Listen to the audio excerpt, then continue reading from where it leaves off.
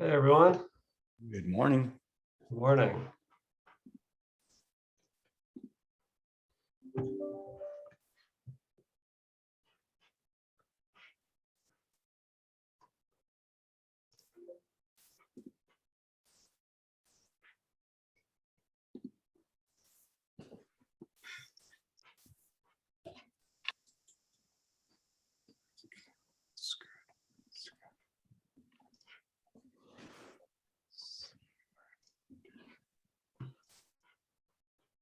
Morning. Morning. Hello, everybody.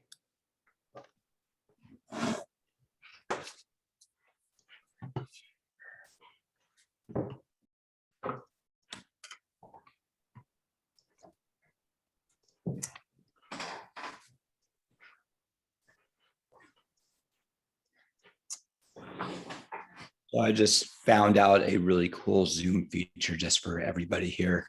If you're on a computer and you're on mute, if you push the space bar, it unmutes you. Oh, Cool. that's great. Good to know. How did you stumble on that? How did you stumble on that? My dear wife told me. Okay, there are advantages. It looks like you have to you basically hold down the space bar while you're on mute. Then when you let go, it goes back to mute. That's cool. Oh, Exactly. That's handy. Just for a quick yes or a quick no or a quick maybe. Yeah, exactly. I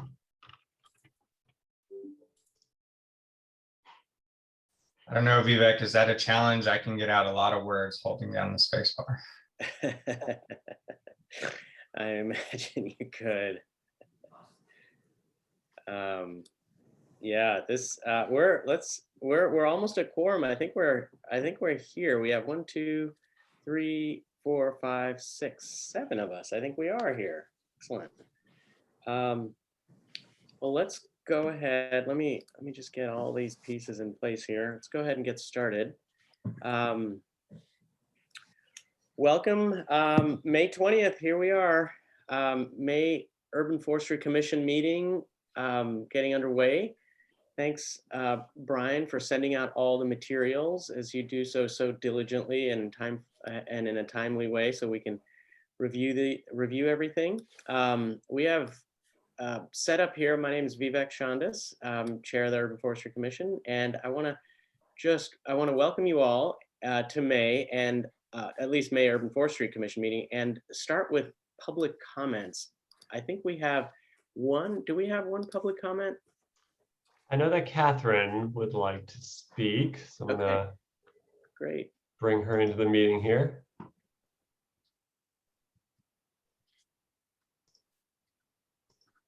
All right, Catherine, you should be able to Hold the space bar down or just unmute yourself. Yeah, right. All right, I'm unmuted.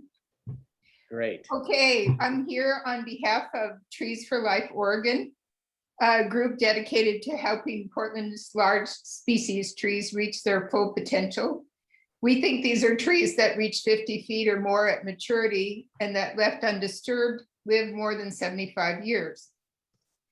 We think that meeting the city's equity goals means spreading out the wealth of our large form trees, because living next to such trees is key to human health and well-being.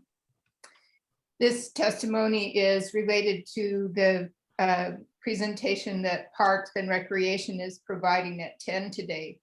So we're grateful that Parks and Recreation promotes health through the parks themselves and to the programming that goes with them. We believe inherent to healthy parks are healthy large form trees. But for many Portlanders, the health and environmental benefits of such trees are out of reach. For them, especially those in East Portland, park trees are too far away from where they live and work to help sustain good health. As the city grows, as BDS permits more and more multifamily housing along transportation corridors, as PBOT improves active transportation and mass transit routes, As the rights of way become more crowded with utilities, trees, especially big trees, are often crowded out. With big trees losing out in the road design and increased building density, residents are going to need more and more physical relief from busy corridor heat islands. More and more Portlanders will need places of respite from the sea of concrete being created along main corridors. For the respite nature provides, we ask that Portland Parks and Recreation distribute another kind of park throughout the city. Tree-anchored mini parks with each dedicated to holding at least one large form tree. These mini parks spread evenly across the city would better support Portland's health by being closer to where people live and work than the large parks. This would involve creating public spaces for big trees in small parks placed between big buildings in mixed use zones to break up long corridor stretches that lack trees. We ask that Parks and Recreation step forward to work with other bureaus and partners to buy parcels even as small as 50 by 100 feet and dedicate that land to large form trees. Creating these tree anchored mini parks would result in more public land for the public good in perpetuity. And sure, making mini parks centered around large species trees will cost money. But as we communicated to Cynthia Castro in Commissioner Rubio's office, carrying out the city's own stated equity and climate preparedness agendas requires spending money on tangible, equitable outcomes. Our proposal, which could begin with a pilot park, would be one of those outcomes by supporting a healthy future for an ever increasing number of people. Thanks.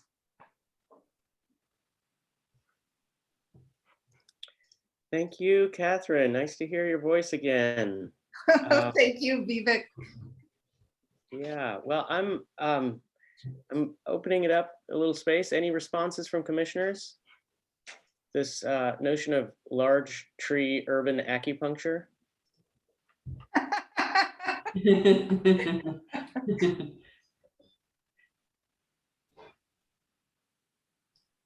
Yeah, oh, Damon, sorry, I see your hand there. It's kind of camouflaged in that bright light. You're muted, hold the space bar down. You're still muted. There we That go. was weird. I don't know why it wasn't holding the space bar, maybe a different view. Anyways, that's a great idea, Catherine. I think that's a wonderful way for the city to spend some of its tree fund money. So I fully support that. Thank you, and good to hear you again. Thank you, Damon. Those of you not familiar with Catherine, Muschel was a urban forestry commissioner for 8 years, I think, maybe. Yeah. Adrian, I see your hand as well. Yeah, also want to commend the idea. I think it's a fabulous idea. I would have a question to the folks who are more technical in forestry as to, you know, what the size would be to have sort of the largest gain in a small size type of a lot. So, you know, something to discuss in the future. In other words, I'm not sure that a single tree would get us sort of the most for a given area.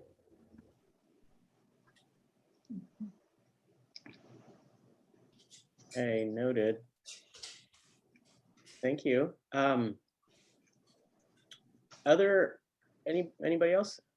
Okay, let's, Megan, real quick. I have just a quick comment. I would say, of course, I'm always open, and thank you, Catherine, to creative strategies that we can come up with. And I can't help but pair it with the fact that street tree planting is another way that we kind of think about this and address this. So I think that is just another approach and a larger conversation that we should be continuing to have around strategies for trees and in these spaces, these kind of small spaces. Yeah. Yeah, thanks, Megan. Jen, I see your hand, and then I think we have one more public comment. Yeah, I just wanted to give some information about the trust funds that Damon had brought up. So one of them only earns about $60,000 or $70,000 a year, and we spend out of that pretty frequently. And we know property is expensive, so that won't work. And the other one has more. It's around the Tree Planting and Preservation Fund. It's around 2 million right now. However, we expend or will be expending around 900,000 out of that each year ongoing. So it's planting and and establishment trees. So not a whole lot of money there, but remember, the Parks Bureau has an acquisitions program where they purchase properties for various park and natural area uses, and that has a lot more resources in it. Great, thanks, Jen. All right, one more public comment. I think it's Roberta. Can you guys hear me? Yeah, we can. Thank you. Hi, Roberta. Hi, for those who don't know me, I'm Roberta Jortner, and I currently volunteer with the Urban Forestry Commission Policy Committee. I also worked for 25 years with the City of Portland, with the Water Bureau, Environmental Services, and then my last 15 years with Bureau of Planning and Sustainability. And through that time, worked on a number of urban forestry issues, including the 2004 Urban Forest Management Plan, and then more recently in managing the development of Title 11 trees, and then helping to bring a stronger natural resource and urban forest policy framework into the city's comprehensive plan and climate action plan and preparation strategy. So I noticed that Healthy Parks, Healthy Portland is on the agenda today, and I'm looking forward to learning more about that. I'm not sure exactly what the span of that project is, but I recall hearing at some point that Parks and Recreation was going to be doing some strategic self-examination and prioritizing of its focus and programs as part of looking at long-term funding strategies. And maybe this is part of that, but the chance it is, I think that this may be a real opportunity to push for elevation of urban forest management and the urban forest management program. From my perspective and years with the city, urban forest management and urban forestry program have not historically been viewed or managed by Parks and Recreation as a program that is really central to Parks and Recreation's identity as an agency, its mission, its focus, and its asset management strategies. My perception is that Portland Parks and Recreation's focus, like its name, is on local parks and natural areas and on city-managed recreational facilities such as community centers and pools. As a result, urban forestry has tended to operate more on the margins of the core agency programs and funding strategies. And while trees are certainly a key element of parks and natural areas, the urban forest is an extremely important and valuable citywide resource with something like half the canopy situated on private property. And until Title 11, Portland Parks and Recreation urban forestry program had very limited involvement with trees on private property. And the Bureau as a whole doesn't have much to do with what happens on private property. That's evolved some, but continues to be largely the case. You know, having worked on those policies, you know, the role of the urban forest and green infrastructure generally has been elevated, and that those private trees provide huge public benefit, even if they're unmanaged as an asset largely. On the other half of the urban forest that's located on city property, an important chunk of that is on city rights of way, improved and unimproved. And while the functions of those trees are especially important over rights of way, that asset is generally managed by another bureau, PBOT. So the city doesn't really recognize them as a key infrastructure asset at this point. And while several years ago, the City Council directed Portland Parks and Recreation to evaluate possible management options for citywide or city street tree assets, that process was subsumed into the much larger general project to look at funding how Portland Parks and Recreation would be funded overall. So I'm not sure what it will take to fully integrate the urban forest management program into the core fabric of Portland Parks and Recreation, given the Bureau's focus on citywide managed assets that contain only half of the urban forest. But perhaps this discussion today could provide a chance for the commission members to raise these and related points with the director. I think in particular, Portland Parks needs an updated urban forest management plan, but even more, a comprehensive asset management strategy for for all city trees and a strategy for working with private trees in partnership with private property owners toward that end. So thanks for listening, and looking forward to the discussion. Thanks, Roberta. Noted. I don't think we have much time for a response here, so I want to just respect our schedule and keep us on track. I'd like to, I'd like to have a minute for a review of minutes. Brian sent those out on the 14th of May. If you want to look at your email from that, these are the minutes from March 2021. So give you a chance to take a look at those. Just a couple of minutes, and then if there are any edits, corrections, we can do so at this time, and essentially looking to get a motion, a second, and a vote.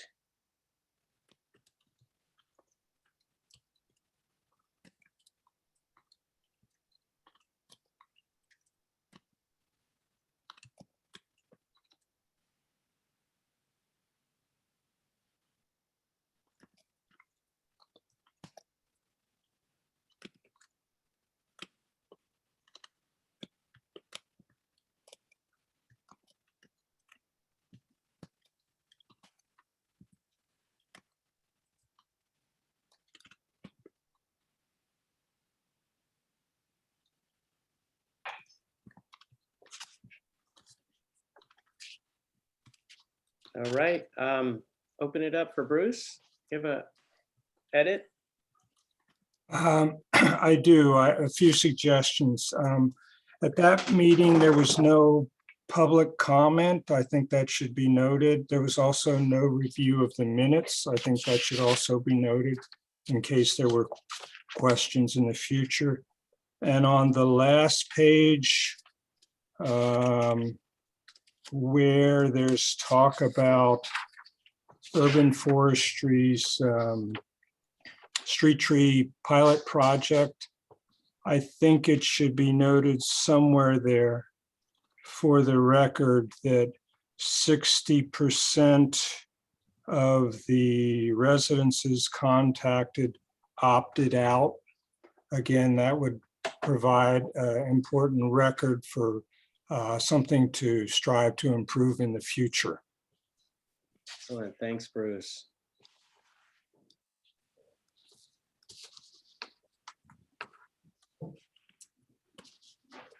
Okay, and anything else? Make final call.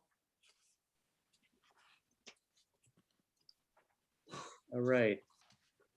Can I get a motion for minutes with, it sounds like, well, we need a motion, and I heard amendments, and so we'll need that included in the motion as well.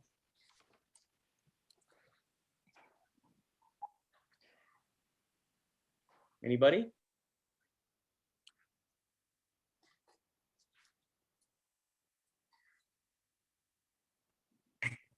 I'll make a motion to approve the minutes as amended. Okay, Barbara, motion. Do we have a second? I'll second. Okay, Bruce seconds. All right, I'll call to vote. All in favor of passing the minutes with the amendments? You can raise your virtual hand or your figurative, I don't know, your icon emoji hand, I guess. All right, all opposed? Any abstentions? 2 abstentions noted. All right, so passed. Thank you, Brian. Thank you, Commission.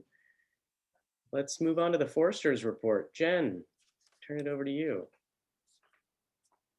Thank you, Vivek. Good morning, everyone. It's great to see you again, as each month it is.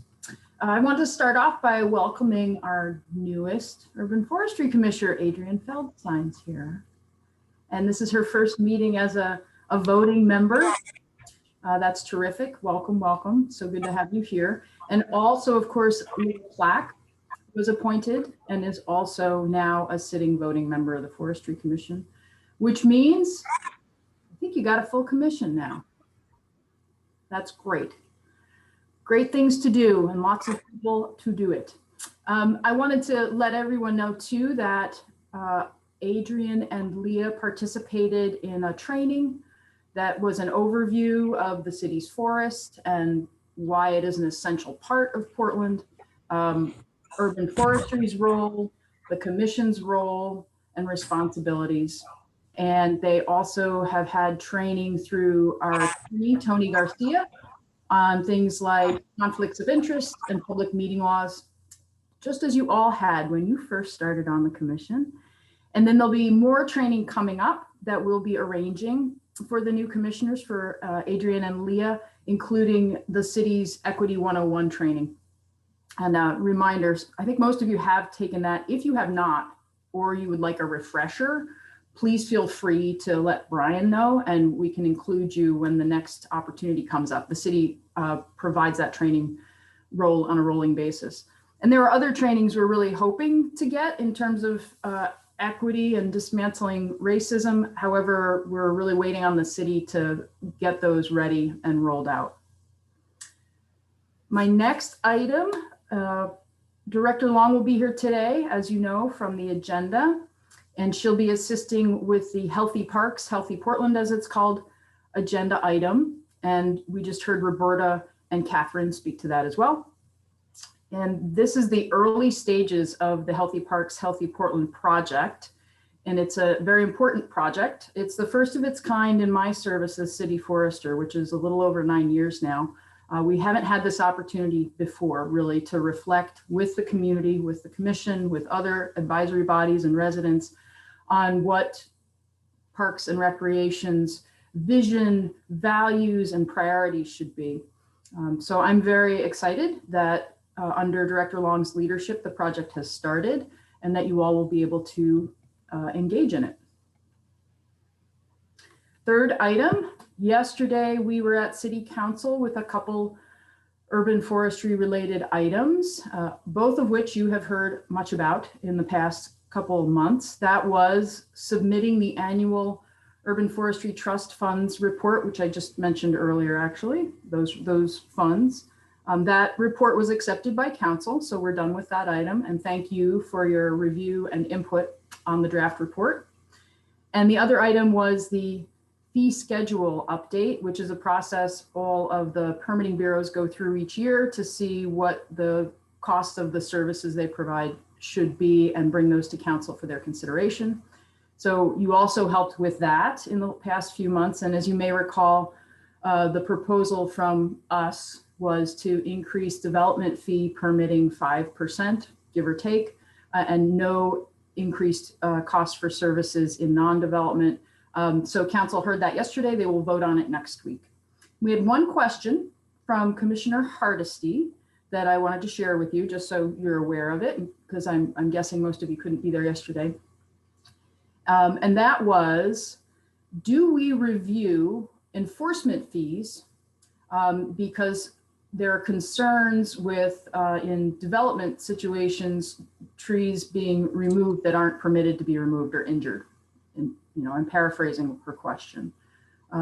So we answered that question, and I just thought you'd like to know what the interest was from commission, at least yesterday. Next week, as I said, they will have the final reading and vote on the fee schedule, and my next item to report to you. Next week, we will also be presenting what we've been calling Title 11 Task 3 to the Urban Forestry Commission. That's the high level scope of work and funding needs for further Title 11 amendments, which we were directed to go and do and come back to council with in 2020. And thank you for your review and advice on that scope of work, which you provided, I think it was January, in the past few months.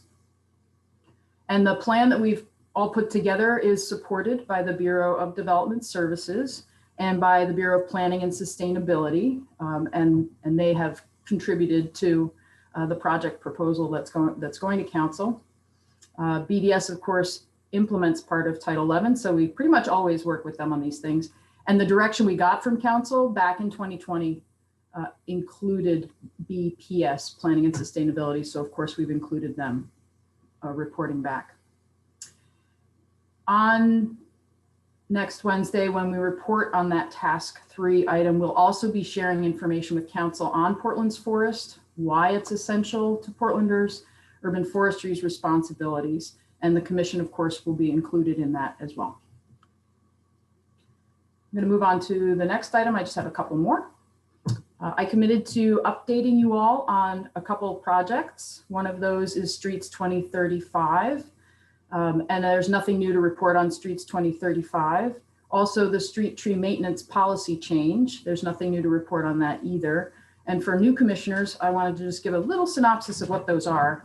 Streets 2035 is a Bureau of Transportation-led inter-bureau project to try to identify priorities in developing and designing city rights-of-way. And one of our goals in that, the commission's very, sorry, I have a dog. Commission's been very engaged in is elevating the profile of street trees and assuring that they have adequate space and making them at least as important as the other infrastructure in right away. And then the street tree maintenance policies, the idea of changing responsibility for street tree maintenance from the adjacent property owner where it lies now, according to city regulations, to city funding and city responsibility. I'm going to move on to number 6. A couple more. We've had some discussion in the past couple meetings of large water transmission pipes and the Water Bureau's recent policy of requiring 10 feet distance from those pipes and a street tree, which would eliminate many street tree spaces. So the update I wanted to give you on that is that the 2 bureaus, Water Bureau and Parks, are engaged on that topic at the higher levels of management and leadership, which I think is great. And we'll keep reporting back to you on how that's going. That topic is also still an active part of the Streets 2035 project as well. So it's getting worked on in a couple different ways. And then we have some open urban forestry positions. We're recruiting right now for tree inspection and preservation supervisors, what I call tree heroes. These are folks who will lead tree inspectors in applying the city's tree protection requirements, mitigation requirements, things like that in development and non-development situations. That posting closes at the end of this month. And then soon we'll be recruiting for several other positions. So I wanted to let you know about those. Those include an urban forestry GIS technician, an operations coordinator working with our operations manager, Larry McGinnis, a business systems analyst who will work a lot on things like software systems to do permitting and manage our forest infrastructure as best we can.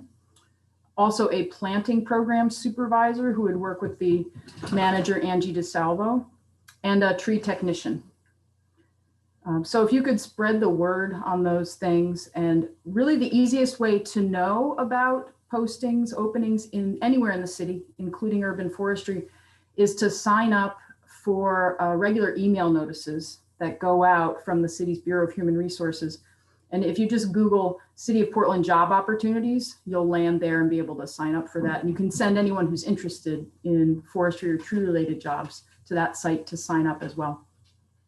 And we've also, not just in urban forestry or parks or the city, there've been a lot of hiring challenges lately to do probably with COVID and the economy.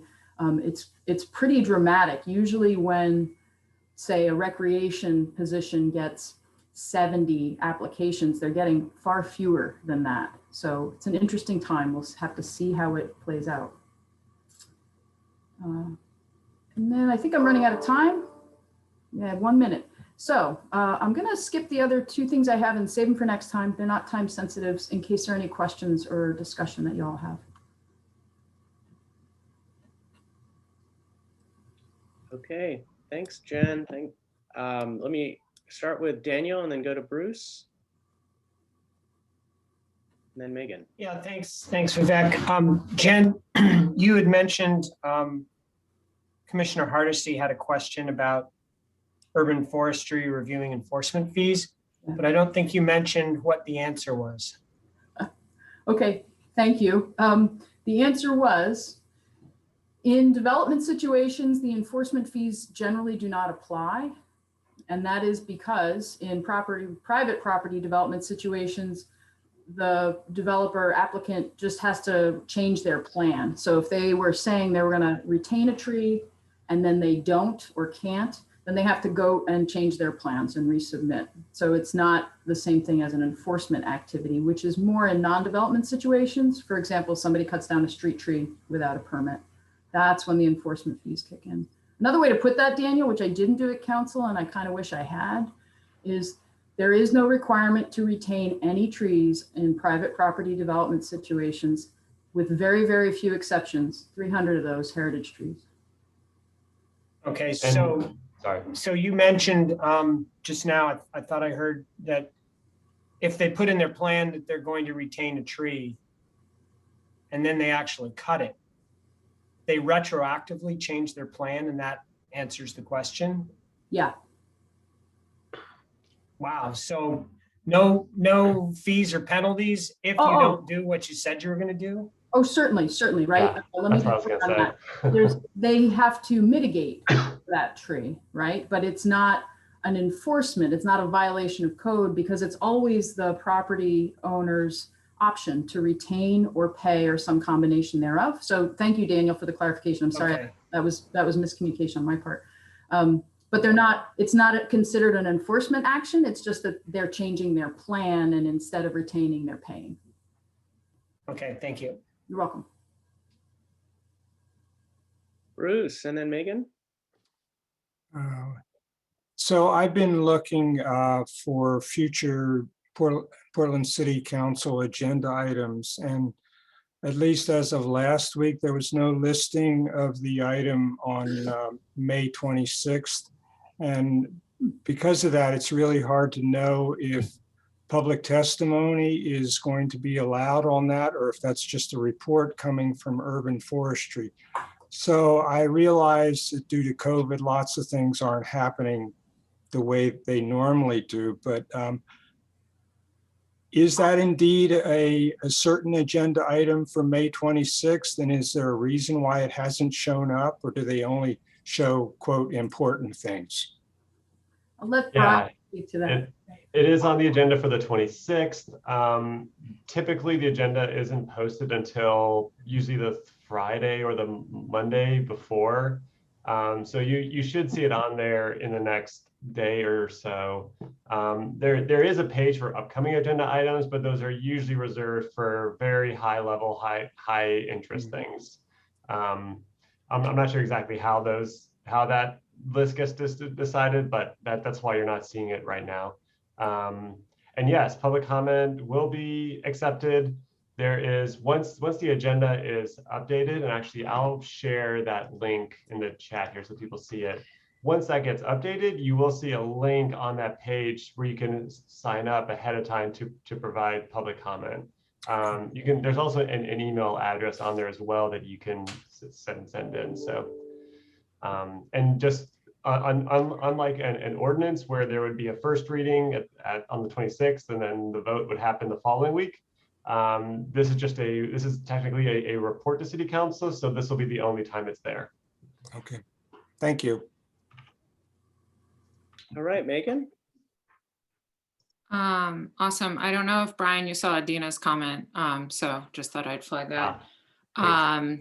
One question that I just had, because I got the opportunity to review these minutes that we had from our March meeting, is I just want to bring up the issue again of our agenda. And one thing that I really feel is in reading over those minutes, and I can see where it was noted specifically. Megan noted that the commission has not had dedicated agenda time to discuss this issue more fully, talking about the tree planting around BES and that issue. And I do want to just express a frustration on part of that. I have learned, right, as many of us have, that BES is not continuing around street tree planting.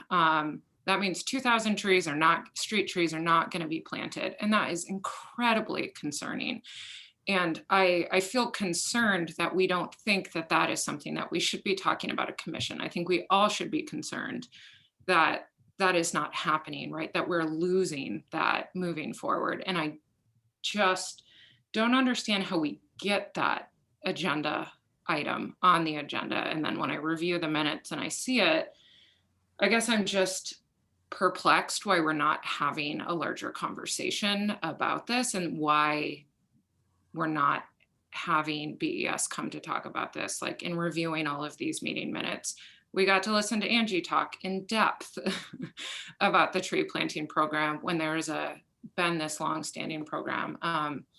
And I know that there has been, like, conversation about why those decisions were made, but I think I don't understand. I think I would like us to talk about this, and I don't know how to ask so we can get it. When I've asked in the past, I've been told we'll talk about it in the future, and then we don't talk about it. So I just have to express that strong frustration.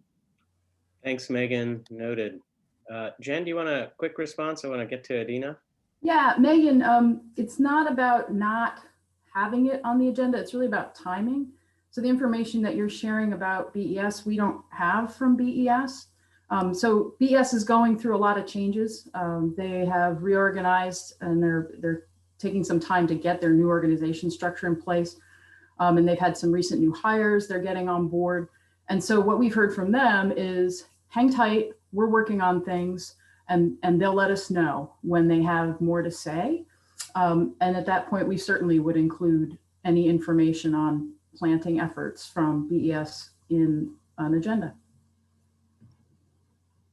Well, could I just ask a quick follow-up? If one of us reached out and asked if they would be willing to come and present on it, and they said yes, could that happen? Because I think I've heard some different things. So I would love to hear it from BES rather than hear it after we're finding out what's happening. So that would be my counter question. Yeah, we are asking BES when they're ready to come back and coordinating with them on that. And that is the role of the city staff to do that communication between bureaus at the appropriate time and levels. There's a lot of other things going on between bureaus on an everyday basis. That's really our core work. And it's very difficult for those who are not involved in that every day, and especially folks who are giving a lot of their time to do that work. So that's specifically something that's not a role for the commission to do. That's staff's role. Well, I just do want to highlight Megan's note about the number of trees getting planted that aren't getting into the ground, that I think is a missed and opportunity. I think if that really is coming to some level of reality, that's a lot of trees to not be able to cool our cities and keep us healthy. So just wanted to note that as well. We can come back to this. Megan, I hear you loud and clear. I'd like to bring this up with Brian and Jen when we chat about the June agenda. It'll be something that I think we want to come back to and just get some clarity on. So you all have the information to be able to provide the advice, support, guidance that we're all charged to do. So noted, and really appreciate you bringing that up. I don't want to belabor any. We have the good fortune of having Director of Parks and Rec, Adina Long, with us. Thank you, Adina, for joining us. Good to see you again. I'm sure there's a lot on your plate, and I'm glad that we're getting a little bit of your time to come in and check in with us about programs that you're working on, specifically Healthy Parks, Healthy Portland Framework. And I think you're joined by, is it Stephanie Gioia?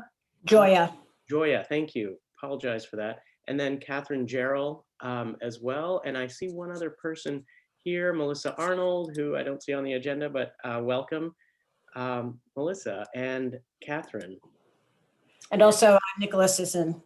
Okay, how would you like, hey, hi, Nicola.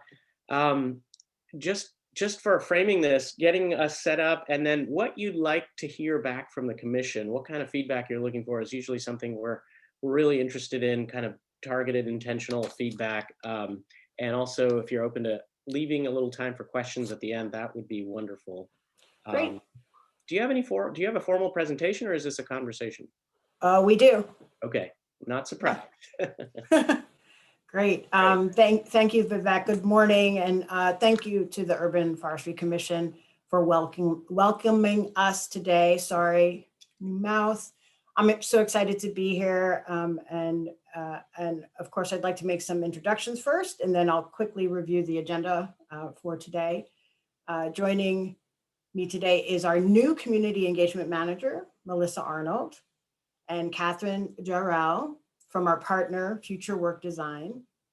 And again, Nicholas Sisson, who's the project manager for Healthy Parks, Healthy Portland Framework. So they're all going to help me in presenting today, and they'll be using a survey tool to capture your feedback during this meeting. So let's take a quick look at the agenda. Thank you.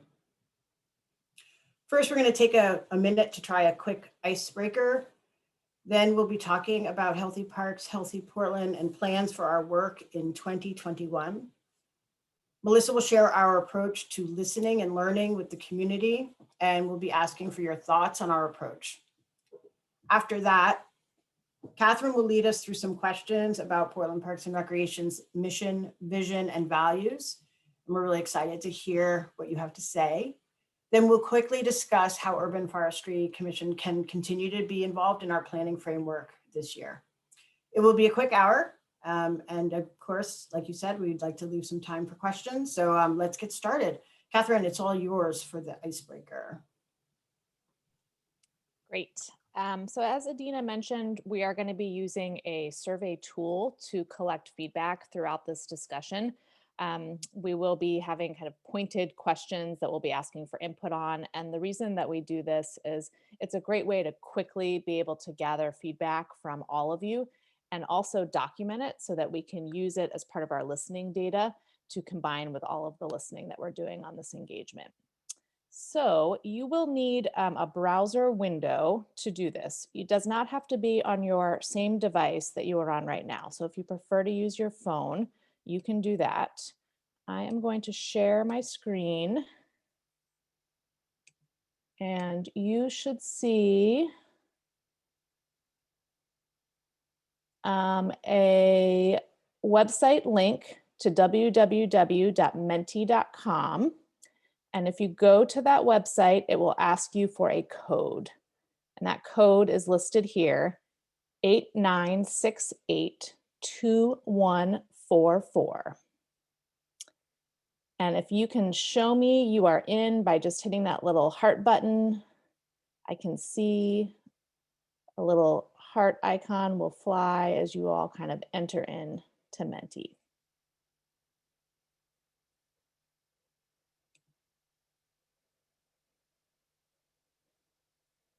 Ooh, bunch of hearts. Oh, explosion of hearts. Okay, great.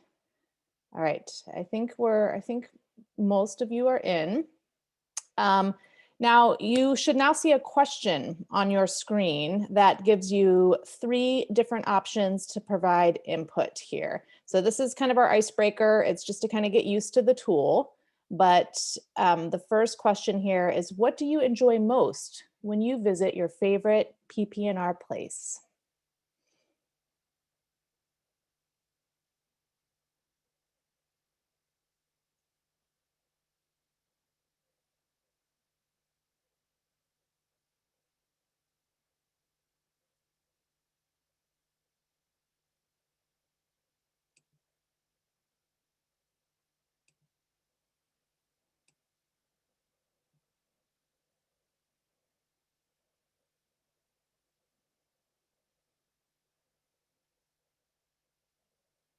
All right, and you should be able to see in real time as kind of the input is coming in here. And I can see in this bottom right-hand corner of my screen the number of people that have provided input. So far we have input from 6, and the word cloud is forming.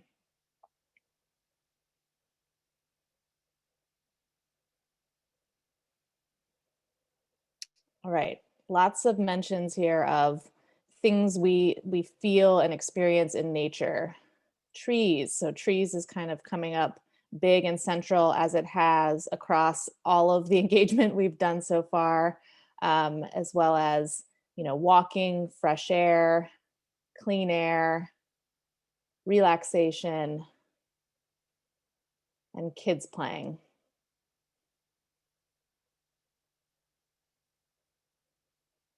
Okay, That was our icebreaker. So it's just to kind of introduce you to the tool, make sure that you can get onto the tool. I'm going to stop sharing. We're going to come back to this and use it to kind of facilitate gathering your input as we get past the presentation that Adina is gonna provide here next. So keep your browser window open, and then we'll return to it in a minute. Great, thanks, Catherine. So let's talk a bit about Healthy Parks, Healthy Portland Framework and our work for 2021.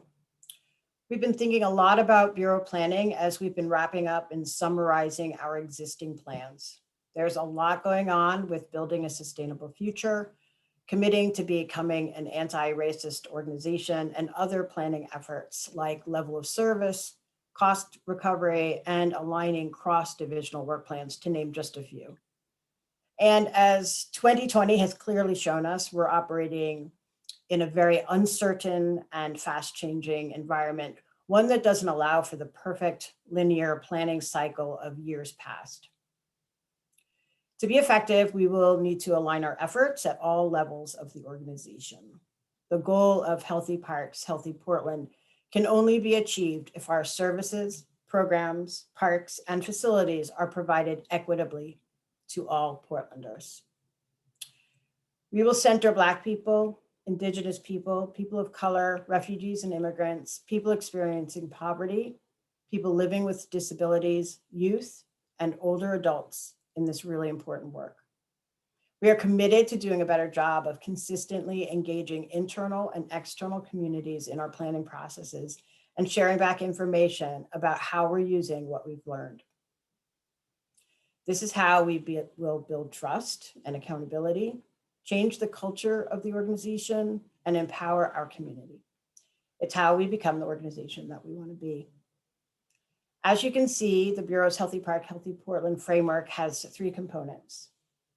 Where are we? We have existing performance metrics and plans we've recently completed to tell us where we are. Our 5-year racial equity plan, the 2017-2020 strategic plan, Vision 2020, and community work we've done around sustainable future.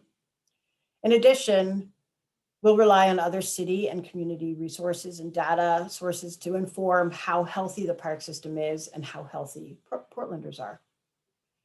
The second component, what more can we learn from each other? Through past efforts, we've received input and information in various ways from internal and external stakeholders alike, such as the employee survey, recent racial justice listening sessions, community surveys, and listening sessions with the 6 Sustainable Future listening sessions that we held with the community this past fall. We've also received input from our community advisory committees, like our Parks Board, Budget Advisory Committee, and you. Throughout our work, we will be continuing in partnership, coordination, and dialogue with staff and community to continue to identify and fill in gaps in information and refine our decision-making and our strategic approach. The third component, what do we need to do together, will translate our work into a new vision statement, mission, values, and strategic objectives, and build in accountability and transparency through performance measures, work plans, and monitoring and evaluation. Racial equity is at the center and will inform everything we do. We see the Healthy Parks, Healthy Portland framework as a cyclical overlapping process of continuous improvement that goes on forever. That said, we will always be bound by decision points and milestones imposed by city processes, such as the budget process and annual performance reporting, which means that we will be making decisions while we improve our processes.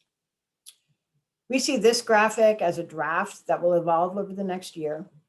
For example, as we begin a conversation about our vision statement, mission statement, and values, the center words may change to reflect our work. To spark thought and conversations, the working draft has racial equity instead of equity and care instead of maintenance. Phase 1 of our planning process goes from now until January of 2022, when we submit our fiscal year 22-23 requested budget. In the long term, as we get more disciplined about using the framework, it will move us toward being the kind of organization we want to be, both in terms of Bureau culture and service to our community.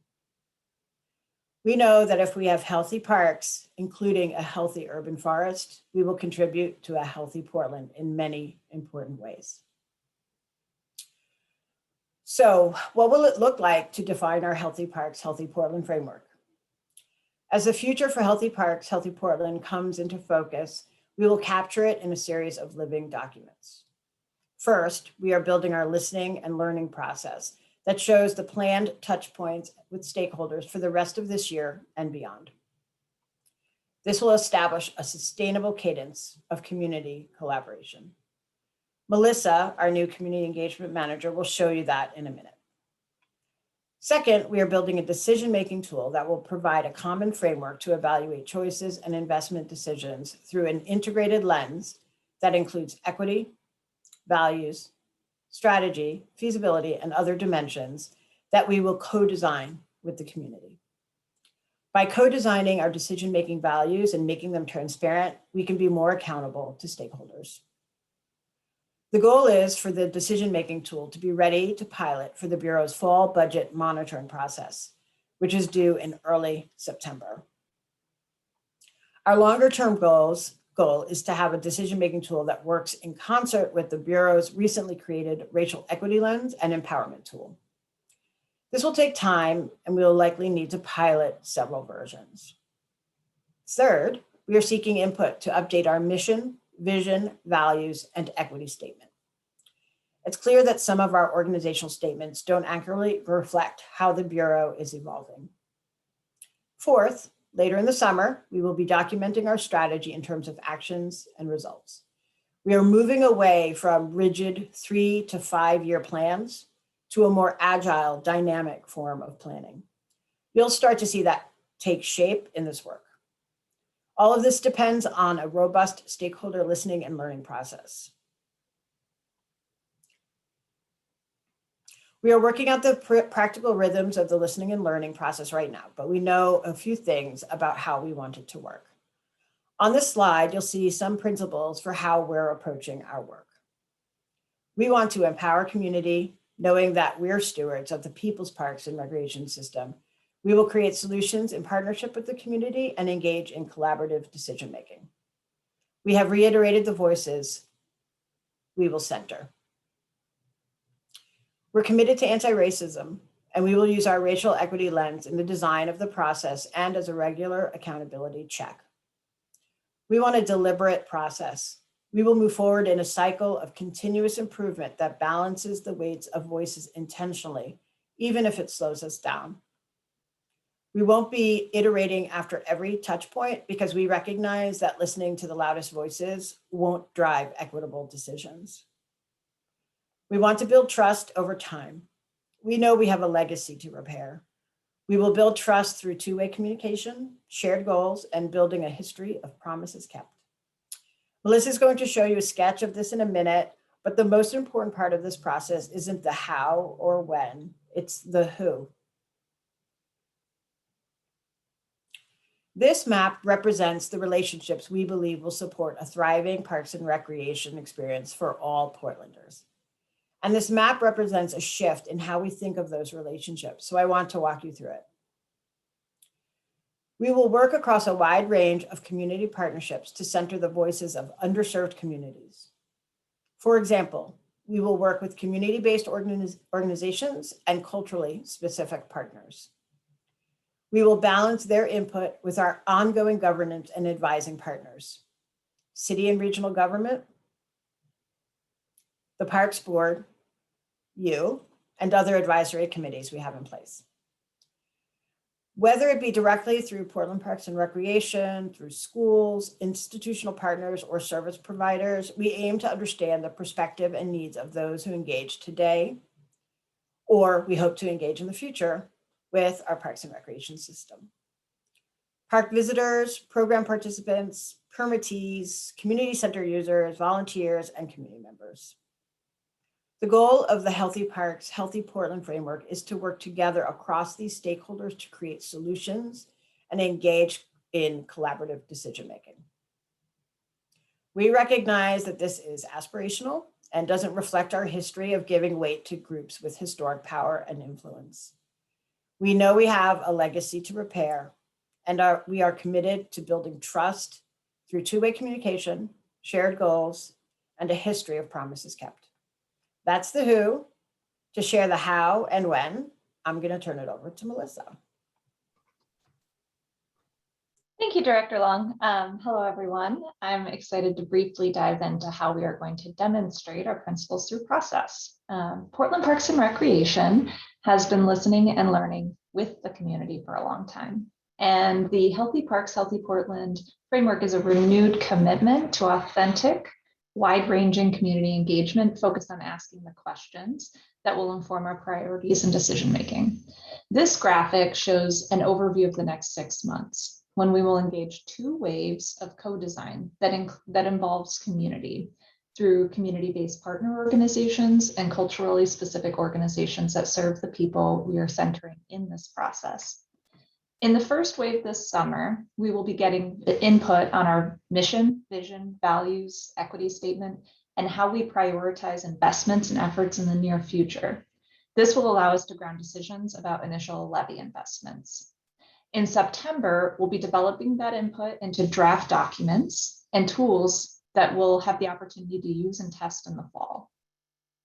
We will also inform and involve our other stakeholders throughout the process. We're asking you and other advisory committees to provide feedback on the process up front.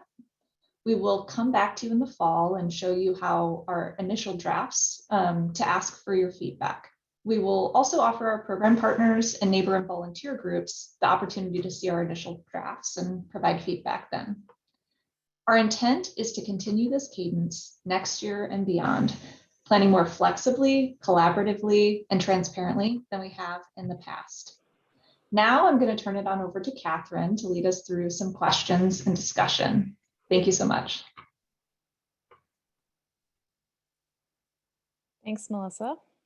All right, I'm going to take us back to Menti here. And I'm going to advance to our next question. So you should now see on your screen a statement that we are asking for your agreement on. So, we'd love to know what you think about the involvement that we've just kind of laid out for the Urban Forestry Commission. So as Melissa said, this moment today, we're giving you an overview of the process, and we're going to ask you 4 to 5 key questions to get your input into the vision, mission, and decision-making tool. We'll then synthesize all of that input with the other stakeholders that we're hearing from and start to begin to create draft deliverables that we're going to come back to you with in the fall, so you can see your feedback as well as the feedback from the other stakeholders implemented and provide feedback on that. So our question here is that level of engagement with the Urban Forestry Commission appropriate for this type of engagement? We've got 3 responses in, so I'll just kind of give you a pause for a moment to think and reflect. And then our next question will allow you to provide us a little bit more context around where your ranking's at.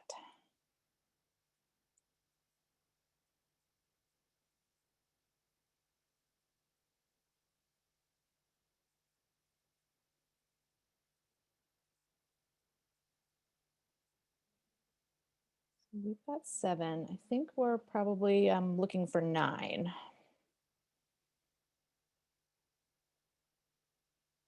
I'll give you another minute here.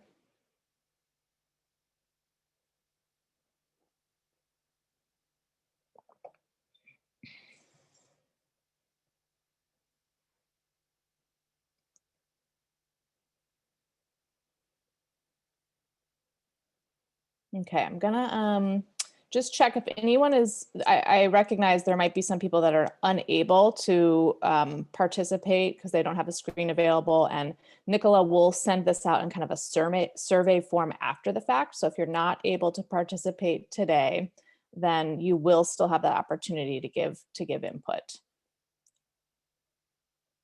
All right, I'm gonna move us to the next one. So kind of our average score here is sitting right about the midpoint of, I don't exactly strongly agree, but I don't strongly disagree. So give us some more context. What feedback do you have about your engagement in this work? So why did you put your score where you put it? And or do you have any questions around your engagement that we can answer at this time? So if you go ahead and type into Menti, we should start to see those appear.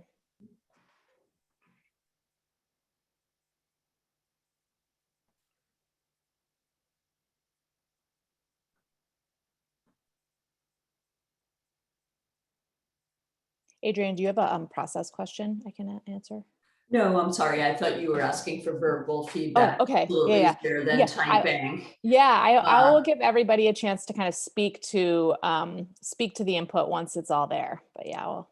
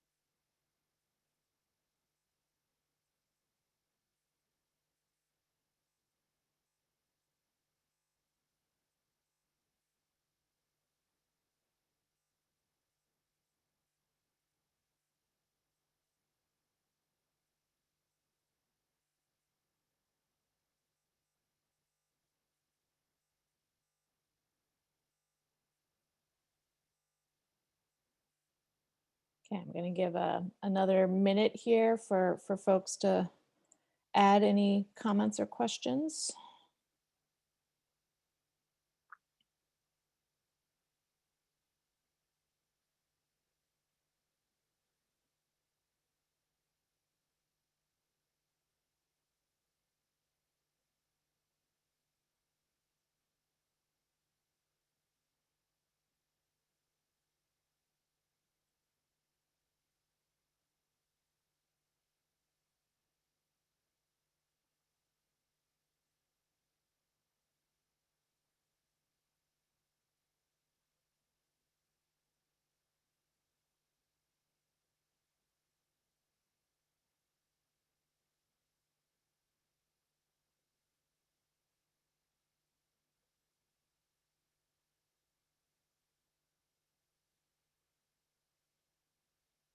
Okay, so we've got 7. We had 7 on the last. So we're going to kind of open this up for some discussion around here.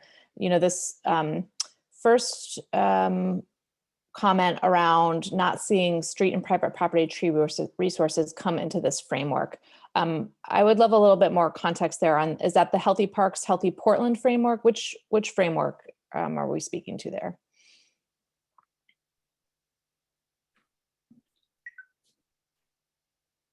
Well, I'm talking about the Healthy Parks, Healthy Portland framework that you guys are talking about. I'm in general, most of what, or a great portion of what urban forestry does is relating to street and private property trees. Mm-hmm. And so why is an overarching question I've been asking for a long time is why is parks, there's urban forestry in parks? It doesn't seem to work. Mm-hmm. So more of a systematic structural question of the overall structure. Yes. Okay.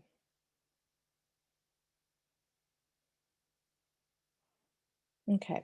Another kind of, I see a couple comments here around just, there's the issue of wanting to be partners in shaping the agenda. And then there's another comment here around limited time and often challenges to really getting to dig into the content.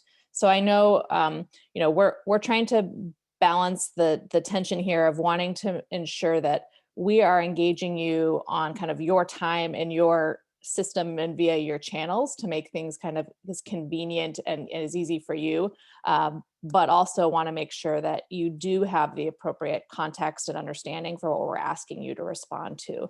So I'd love to see if there's more comments around that and or suggestions around how this group feels they could have kind of a deeper level of engagement that would work for your kind of time commitments. Are you looking for verbal feedback as well, or is this? Yes, verbal Okay. feedback at this point, yes. Just really curious about it. It looked like, and I can't remember the slide, but it looked like there were parkies and then internal. So parkies, I assume, is like the external facing. And the folks that I saw, or at least the organizations I saw listed were, I was wondering where racial equity really made its way into that. And how is it that you're operationalizing the racial equity component in the engagement process? Because parkies, by and far, I think, missed that whole component in my experience. Mm-hmm. Yeah, I'm tempted to have Melissa bring that or Adina bring that slide back up, and I think I can speak to that. Could you do that, Adina? I can bring it up. Okay, Nicola. Yeah, I'm not driving. Okay. I'm just here for the ride. A little bit more because it's really hard to read. Yeah. Let's just take another moment to kind of walk through this in a little bit more detail, because I do really want to recognize that this is the first time you've seen this. It's an information graphic with a lot of information on it. So I want to make sure that I'm explaining it thoroughly here. So the whole idea here is that we are looking to center voices of groups that have perhaps been previously underserved or that their voices have not been heard. And that is that blue engagement line along the top. And Nicola, even if you can zoom in a little bit there to the stakeholders listed on the side. So the idea here is that we are doing kind of deep dive co-creation sessions with community-based organizations and our culturally specific partners, and that we may also have some co-creation sessions with the individuals that those groups represent. We'll also be doing a deep dive with the Commissioner's Office and the Parks Board along that wave or along those moments. The parkies line along the bottom is the internal stakeholders. So that will be staff, the Portland Parks racial equity groups, the senior management team, and the leadership team. We will have a listening team assigned whose job it is to bring together all of that feedback and to balance appropriately based on the voices that we are looking to weight throughout this process. So we will take all of that input and it will go through a stream of synthesis and create draft deliverables. And then Nicola, if you go to one more slide over, we also recognize that there are a lot of other stakeholders, one of the most complex stakeholder map systems that I've seen. And we want to make sure that we are engaging each stakeholder throughout this process. So that's where we have in this first wave moments for understanding the process and providing input at the beginning, as well as in the second wave, another opportunity to share work and feedback. And that's where the urban forestry fits in. So that first wave of moment of input is the discussion we're having right now. And there will be an opportunity for a second wave of input where you can see the work taking form and taking shape and provide input on it. Great, thanks. Adrian, I see your hand up. Oh, yeah. I was just going to make the comment. So that I think two questions have come up. What do we think about prioritizing urban forest and the Portland Parks and Rec work? And then also, how do we best give input over time? First, I was going to say that if confirmed, I'll actually be on Portland Parks and Rec Board. So since I'll be on both boards, I can help to be a sort of a liaison around this work. So I think that would be good. I also think that the urban forest plan is so important in maximizing the outcomes of the work of Portland Parks and Rec, that there should be more of an iterative approach, not just sort of, a general community member have an opportunity to give input, say another time along this road. So I would advocate for that. And I just wanted to say that, so I've been a fairly long-term swim teacher at Portland, and have observed community centers and so forth, and I'm in public health. And just wanted to say that I think we're missing an opportunity to really maximize what urban forestry can do for the overall Portland Parks and Rec goals. And that is that in terms of, for example, the sense that people get with forest bathing and reducing blood pressure, improving quality of life, we could have that on every corner. So we don't have to have a view for Portland Parks and Rec centers that they're discrete centers and they're only here, they're only, when we have to increase the density. When we have this opportunity, for example, to create an Irvington, which happens to be where I live, in every part of Portland. So in brief, I could say a lot more about that, but I don't want to hog the time.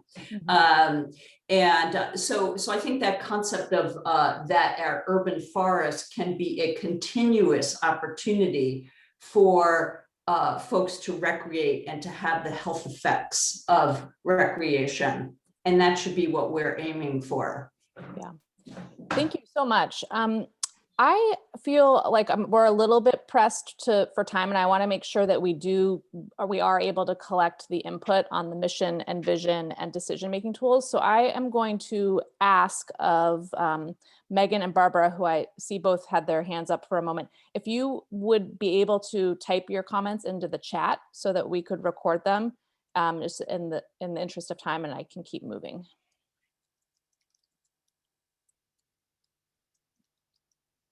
Okay, thank you. All right, we are now kind of moving into your input into mission and vision that we are looking to achieve at this point.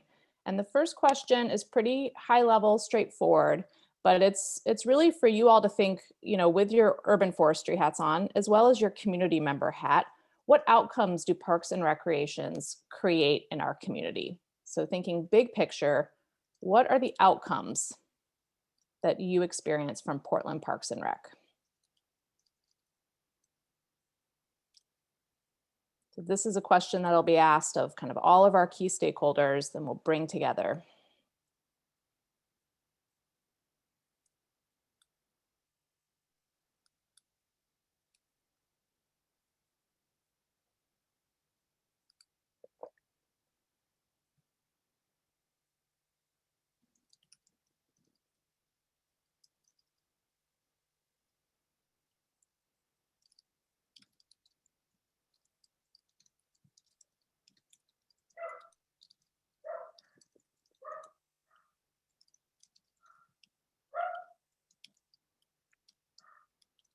I believe it gives you a chance to provide three pieces of input. If you have less than that, that's okay.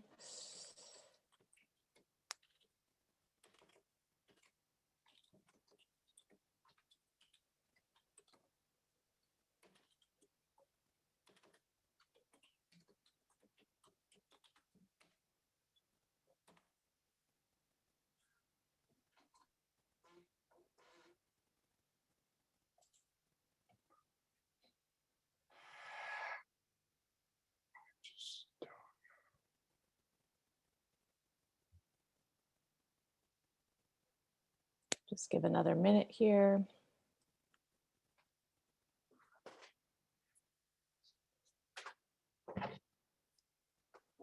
Yeah, so it's largely those amazing tree canopies that are providing kind of those moments for reflection, respite, peace.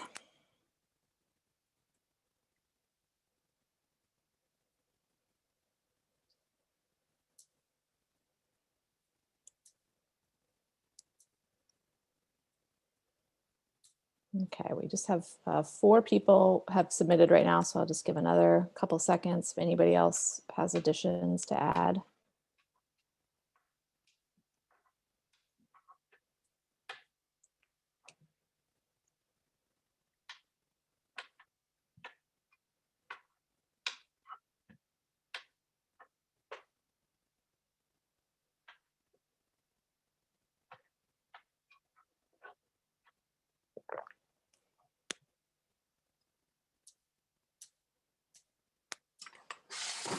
Okay.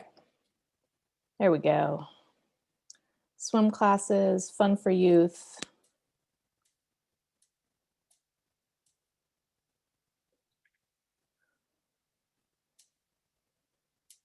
Great. Okay, I'm going to go over to a little bit of a more in-depth question here, which is a kind of a force rank question here around which of these do you most need from your park system?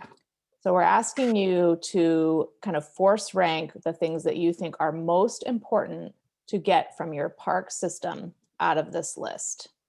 So you can kind of select out of the drop down what's in your number 1 slot, what's in your number 2 slot, and you'll start to see the results come onto the screen in real time. So you might not want to look at my screen while you're filling yours out, so you're not heavily influenced by what others have said. But force rank this list here. Catherine, I know you're trying to do this. I just have to make a really quick comment here. Sure. And I think one challenging thing is in how these questions are being framed for an urban forestry commission. So we're very much talking about this as like our park system and Parks and Recreation, which we are part of. And I love our parks. But I just can't help but say that some of this really makes it hard to speak to the value of just urban trees within our city within the very framing of the question. So I'm sorry to do that. I also like love it, understand that larger point. I just can't help make that point. Yeah. Thanks for that. Well, I mean, we're trying to have some consistency among questions that we ask from all stakeholders, so that we can kind of pull that data and look through that lens. But yeah, I recognize that your interest might not be in looking at it as a community member as a whole.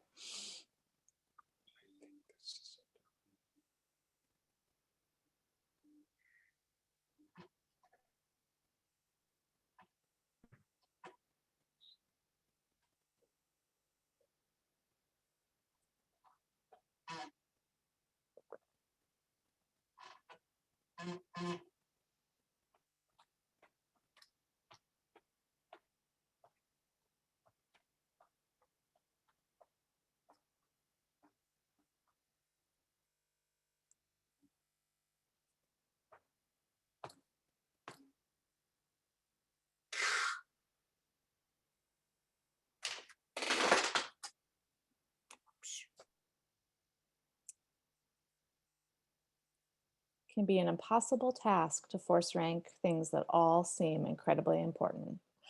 So you most need from your parks system. Give it your best effort here.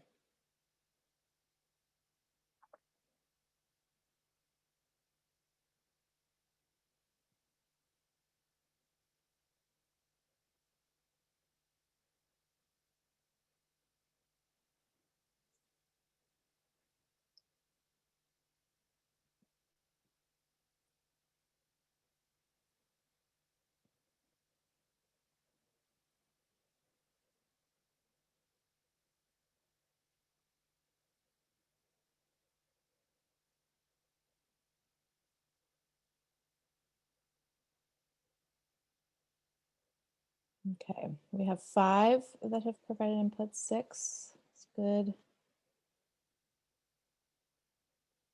So a lot of those things that came up right at the beginning around outcomes of kind of this like calmness, this peace and tranquility, I also see rising up to the top here. So healthy environment, access to nature, mental well-being, quality of life, and physical health.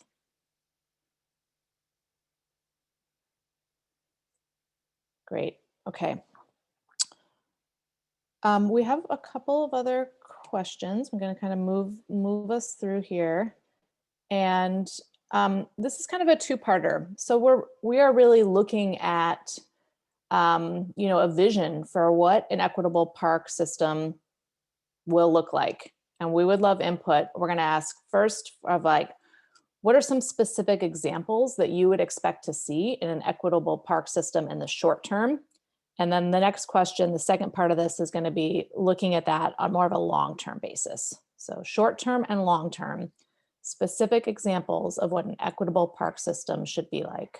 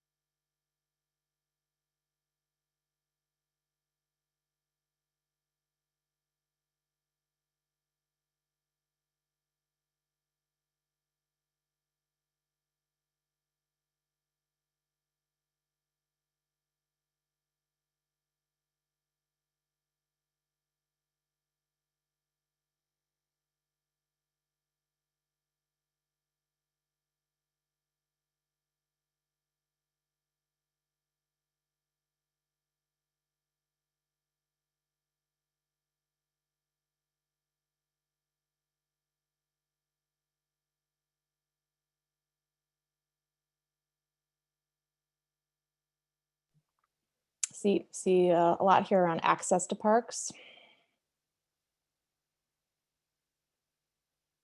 Access to trees in low-income neighborhoods.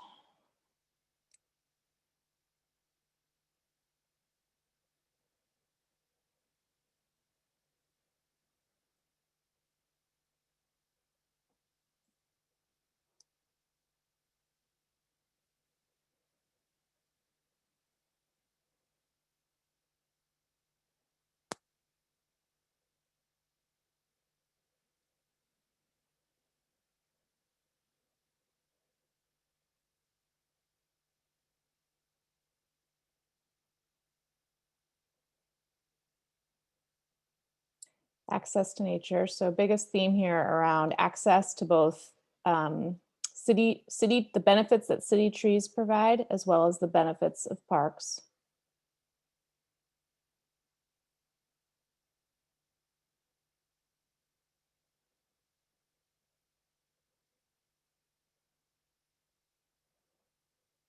Signs in multiple languages.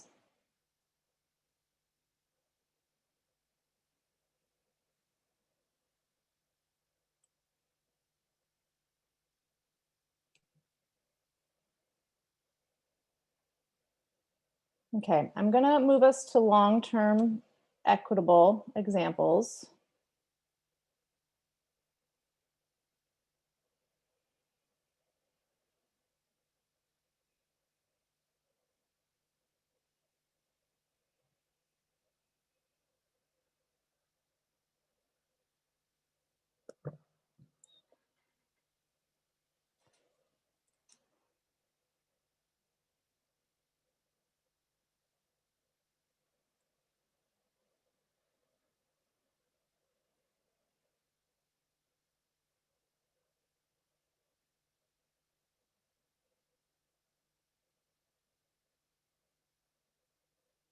I feel, or I think that a lot of the items listed in short term are also relevant to long term.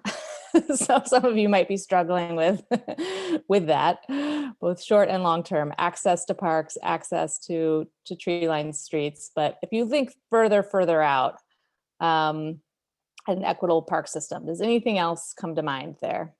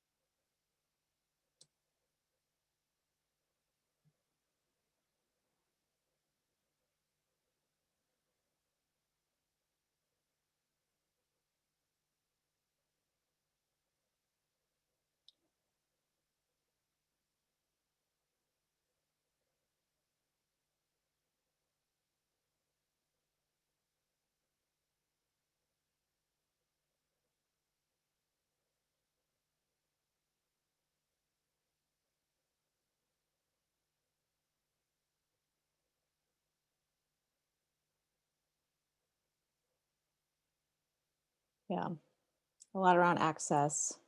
Yeah, this is a great comment in the chat from Roberta around the questions being reworded to say parks and urban forest systems. And I don't think that we mentioned or noted the level of like context setting that we're intending to provide at the beginning of these sessions. So we are working on kind of a visual of when we say, what does Portland Parks and Recreation do? So that people can see the entirety of the services and offering services experiences that Portland Parks provides, so that coming in community can understand that context and see that big picture as well. And I like that suggestion around reinforcing that by reframing some of the questions. Thank you, Roberta, for that suggestion.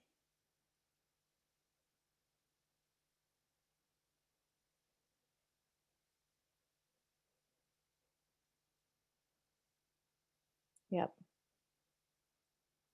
Okay. Yep, a lot more around providing access, and even a suggestion here for this, like having micro parks on every corner, figuring out how to provide smaller versions, yet more for better access. That is innovative. Okay, we have, we're almost caught up on time here. We have one question left. I'm gonna ask for the question, and then we'll try to leave the last minute for kind of closing thoughts. But this is related to the decision-making tool. So when we talked about some of the artifacts that we're going to be creating, one is that there is a tool that Portland Parks can use to make decisions on a regular basis in a way that aligns with our values. So this is a list of values that Portland Parks has used in the past, and we would love your input on which of these values you think should be weighted strongest in that decision-making tool. So we have kind of 100 points that you can work with here. You could give all 100 points to one value because you're like, we should just use, does it fit with our mission? And that should be our only criteria for making decisions. Or you could split that 100 points evenly across these values, or you could weight them however you see best fit. So you have kind of 100 points to play with as you weight these values.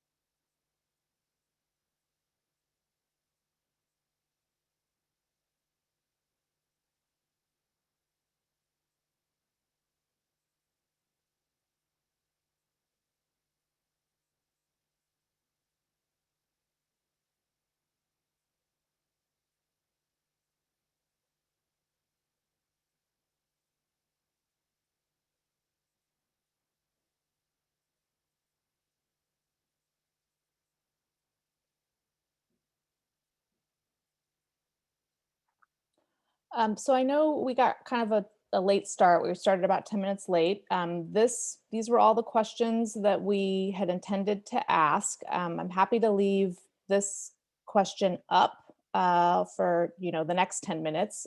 So if people want to kind of continue to spend their time filling that out. And as Nicola posted in the chat, we'll also be providing the link via a survey so that if anybody did not have access to kind of a web browser during this meeting today, they'll have an opportunity to do that. But I did want to just kind of like reinforce and affirm that we've heard the feedback that this group would like to be engaged more heavily throughout the process. So our team will kind of take that feedback back and assess what that might look like. Adina, Director Long, I saw you go off mute, so. I figured you were passing the mic. Yes. Great. All right. Thank you, Catherine, for walking us through that. And thank you to the commission members for taking time from your regular meeting to share your input on the front end of our planning process. We really appreciate your time and thoughtful responses. This framework will use a process of community listening, followed by synthesis of stories and data, as Catherine and Melissa walked you through. The information will then be incorporated into project drafts and deliverables, and then we'll come back to you in the fall to share this work and get your feedback. In addition, we wanted to let you know that we're recruiting 4 work teams to assist with this focused work. The listening and learning and decision-making tools are kicking off next week and will both require a high commitment through the end of the year. But later in the summer, we'll be recruiting for our mission, vision, values, equity statement, and actions and results team. And we hope that someone from the Urban Forestry Commission will serve on the mission, vision, values, and equity statement team. So putting that out there, and we'll provide additional information about this team soon. In addition, of course, we will continue to engage the commission throughout the summer and fall by providing updates at your regular meetings, if you all can make the time. So again, thank you so much for your time and engagement today. We really appreciate your input.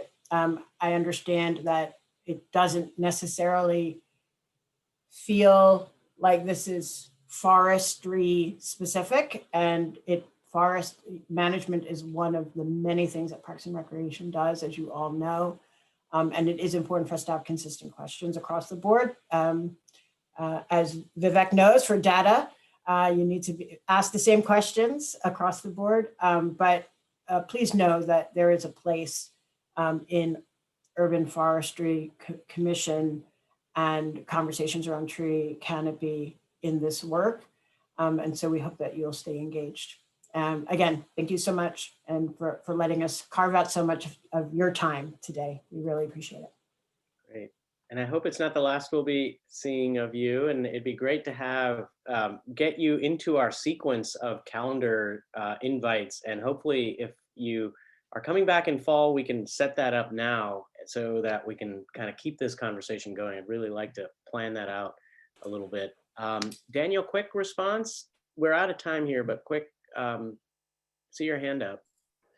Yeah, thanks. I want to say first, thank you all for coming and talking to us. I think based on Adina Long's comment just now, I think you all kind of get the message loud and clear that we don't feel that forestry issues have been represented in the outreach that we've seen today.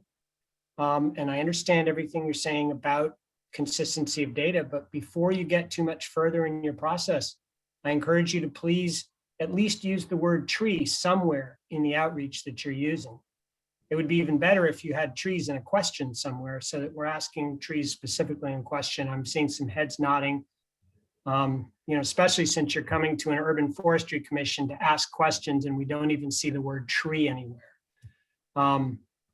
Please, it would really go a long way to make people feel like trees are not a stepchild of Portland Parks if there were at least some questions asking about trees. So that's just what I wanted to offer out. Thank you. Okay, thanks, Daniel. We're out of time, but I do want to reiterate, we appreciate your coming in, and this is really important. We want to keep the conversation going. And of course, we're here, we meet every Thursday. So happy to have that chat. And really appreciate you centering issues of racial equity, care, sustainability, and really maintaining a lot of the themes that trees help to support in the region. So thank you. And we'll move on to a discussion that's been longstanding for us about the bylaws. So we'll see you again soon. Thanks again. I'd like to turn it over to Brian for a discussion about bylaws, knowing that we're coming in a little bit late today and want to make sure we can get that time to you, Brian. Should we just go ahead and get started? Sure. I see Barbara's hand. Yeah, I see Barbara's hand. You want to unmute, Barbara?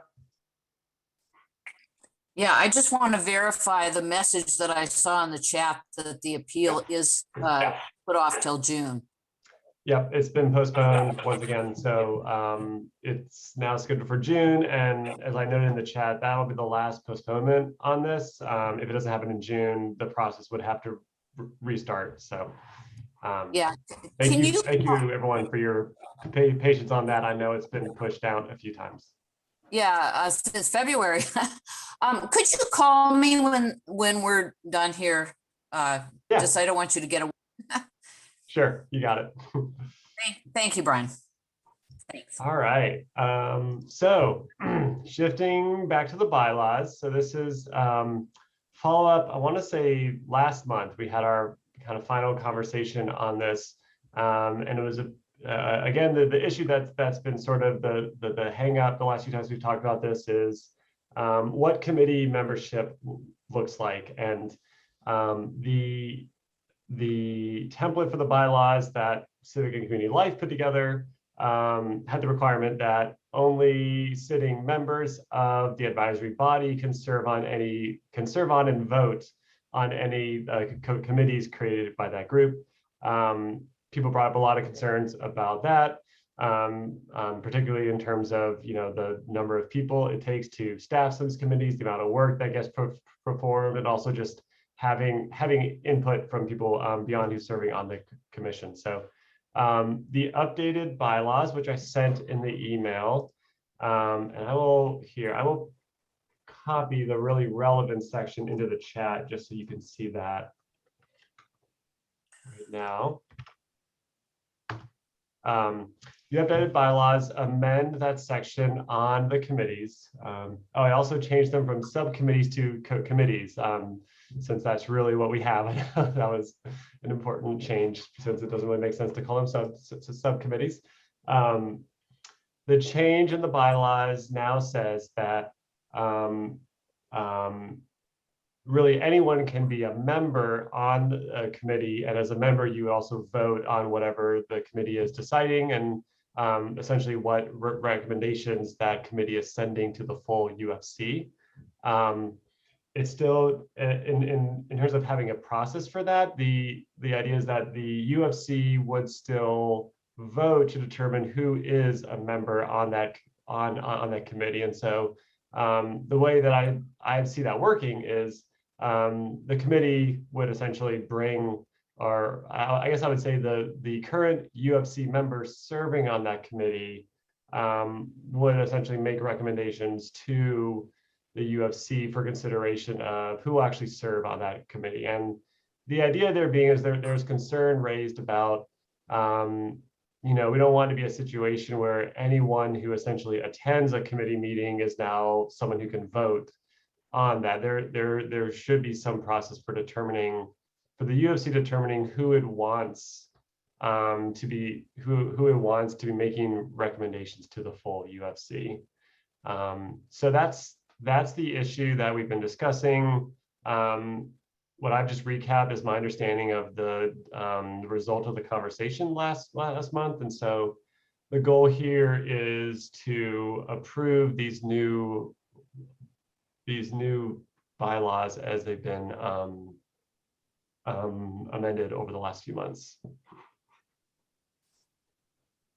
Yes. Hey, Barbara.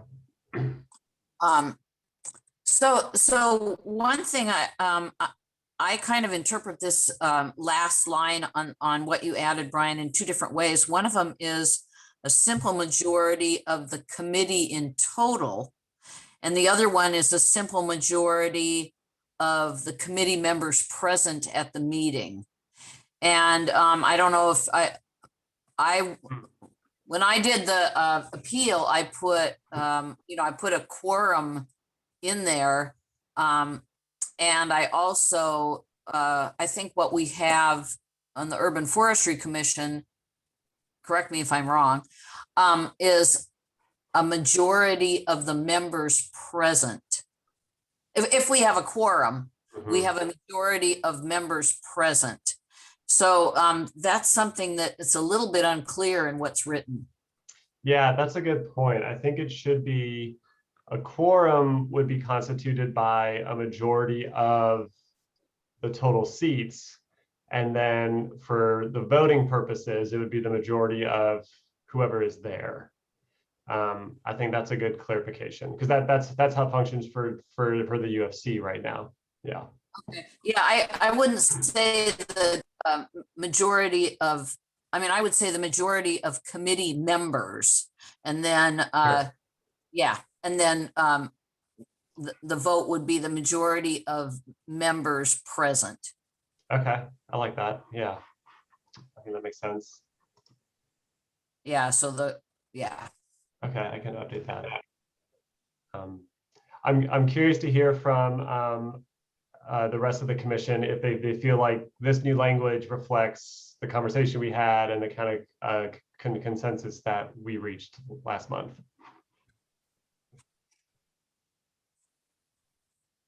Yeah. Daniel? I thought last time around you had asked like the different committees to come up with their recommendations. Are we now just going to have one rule across the entire commission? Or are we still going on the idea that different commissions, different committees are going to decide how they're going to handle it? Do you mean decided in terms of committee membership or? Yeah, that and some of these other issues about voting. And I wish Greg was here today because I know that that committee is Heritage Tree Committee already has at least an operational way of handling some of these questions. Yeah, and maybe Damon, you're on that committee. Maybe you could weigh in.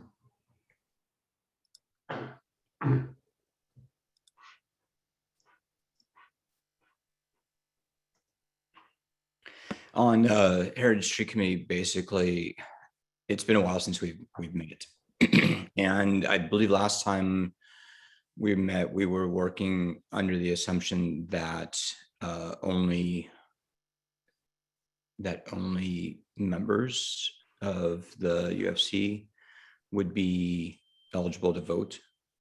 And that the members would take input from the non-voting members is my recollection of it, but it's very, very indefinite for me. Yeah, that was how the template was originally set up, but there was concerns about just the impact that would have, and just acknowledging that there are a lot of non-UFC members who are really heavily involved in a lot of these committees. So I know for Heritage Trees, it's me and Greg. Brian French left the commission, so there's just two of us, and I was having some troubles making the last couple of meetings, so it's just nothing gets done. Yeah, that totally makes sense. So I think to kind of get back to what Daniel was saying too, these committees are in service to the UFC. So it's the UFC creates these in order to fulfill its roles, under what the Title 11 says. So the intention with this is to give the UFC some flexibility, but also control over how recommendations are made to it. So that's sort of the idea with the UFC voting to approve the members on each committee, since those committees are really serving the UFC. So that's kind of the idea there. The way that I see this working out in practice, and we can amend the bylaw so that this is better reflected, is the committees would obviously have quite a bit of a role in terms of bringing potential members to the UFC for their consideration.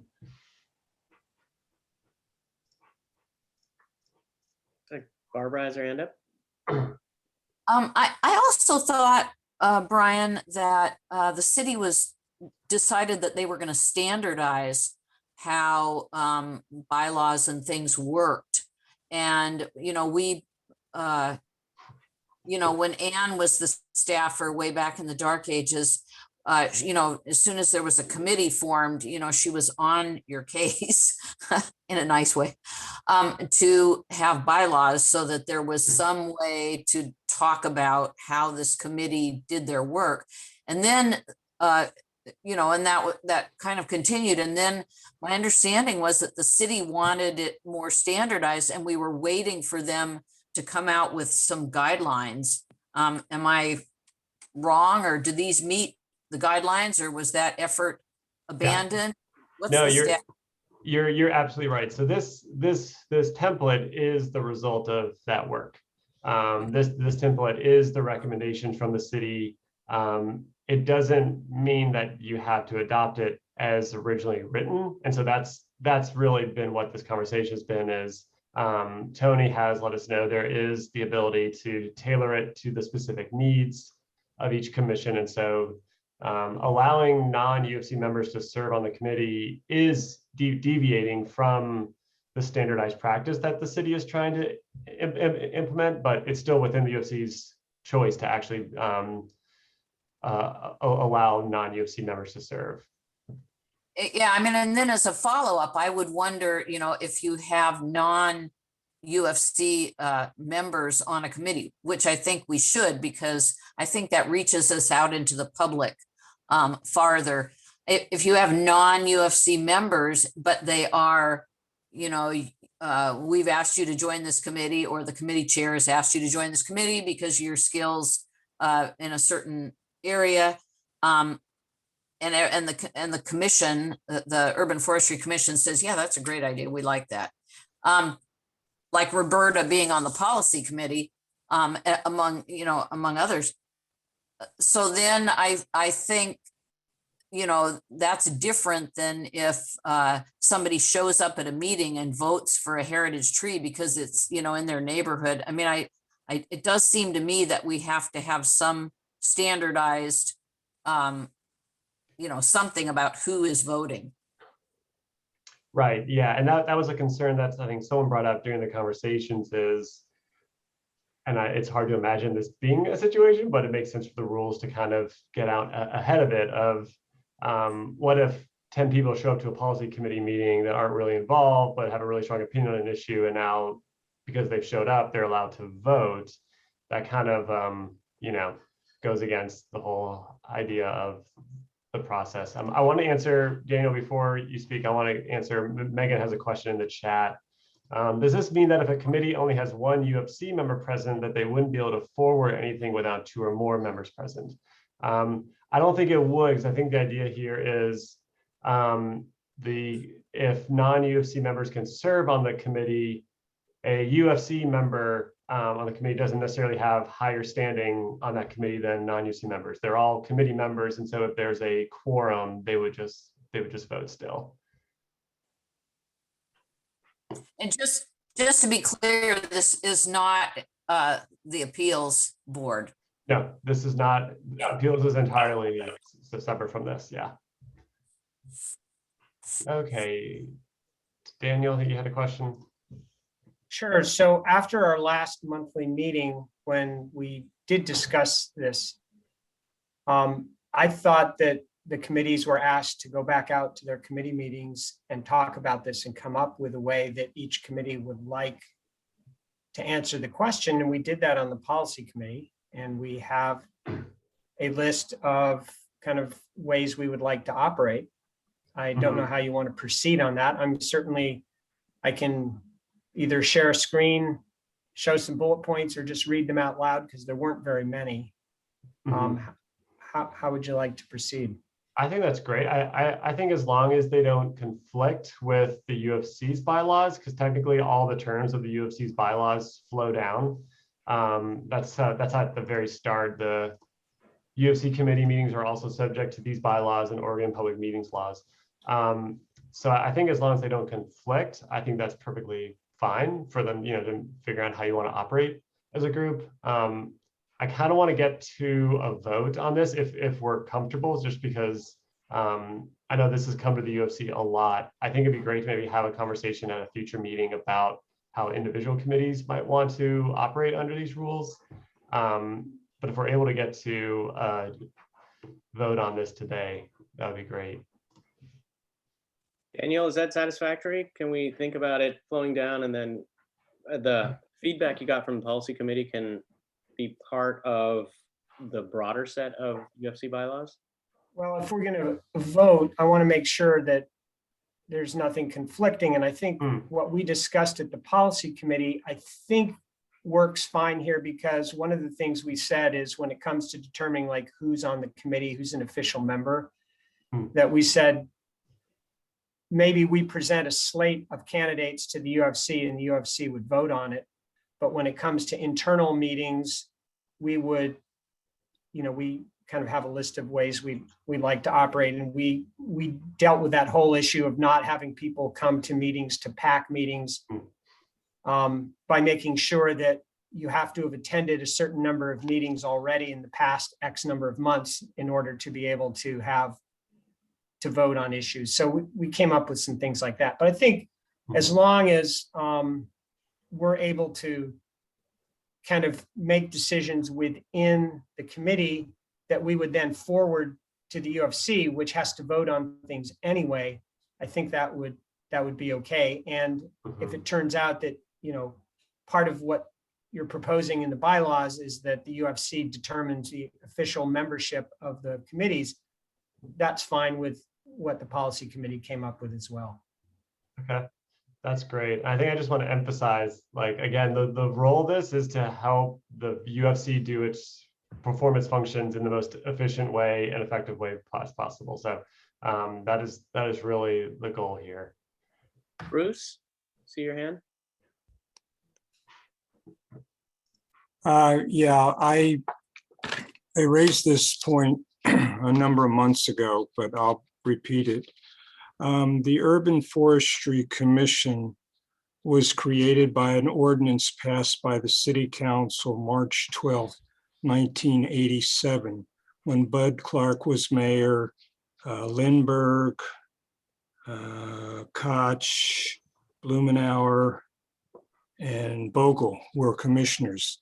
So I don't want it written that this commission started in 2015. Now, for legal reasons, maybe it's necessary since Title 11 came into effect in 2015, and the Urban Forestry Commission originally came into effect as part of, I think, what was Title 20, although it's confusing because I don't have access to the archive. So it's a minor point.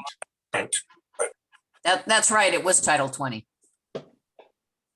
And Bruce, that was the context of not necessarily the bylaw, not necessarily this specific component of the bylaw, but something else, just to make sure. Yeah, at the very top of the bylaws, it says UFC created on January 1st, 2015. And that's meant to reflect the current iteration of the UFC.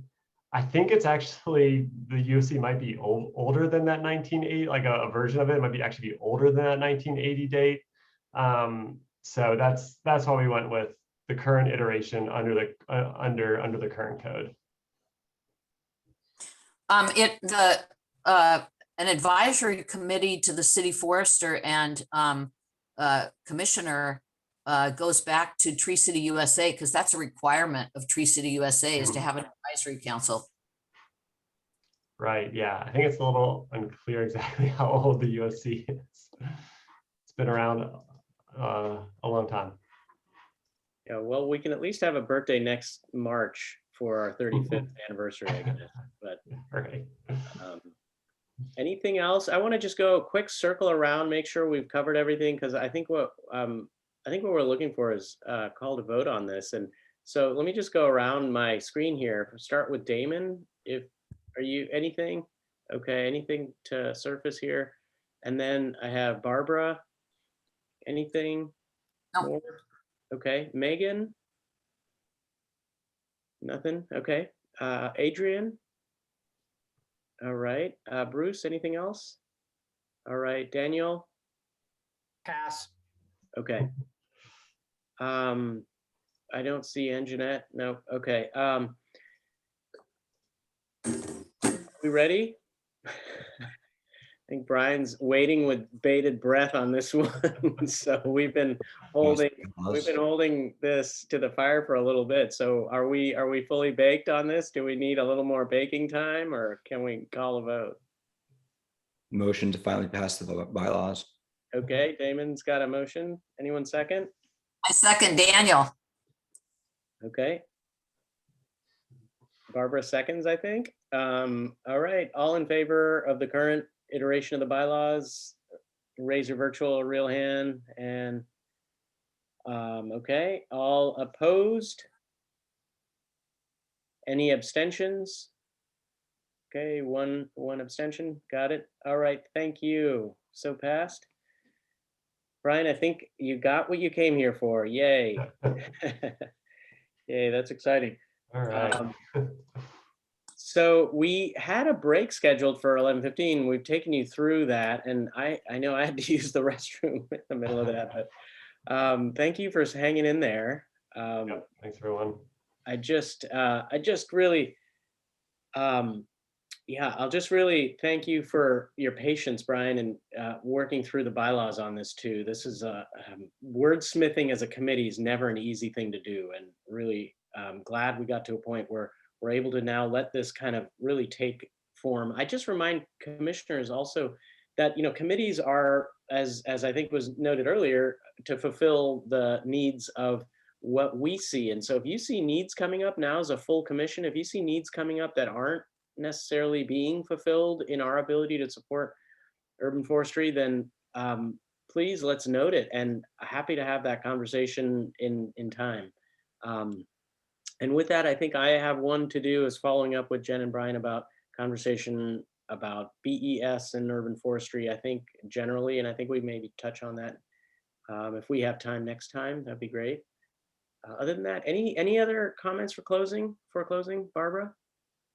So I think Roberta made an excellent point, and I've seen this in my career, and I saw it today writ large, that you know, the healthy parks, healthy Portland, you know, and the framework that they're building, you know, we're kind of the dust in the corner to that, you know, oh, trees, oh yeah, there's a few in the park kind of thing.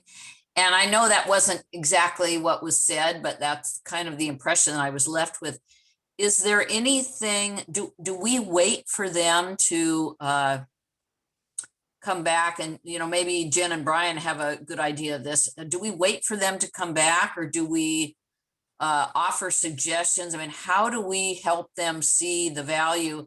And I put a comment in the chat, although it got a little fractured because I kept hitting the send button, is that when research was done in urban settings, and particularly Portland, they found that people, particularly people that we want to reach with racial equity, that it was the street trees and the little corner pocket parks that were, you know, kind of the parks. People didn't really feel good about going into a park. You know, there was a lot of history there, cultural history actually, which I can talk about more about now, but it's not important to this.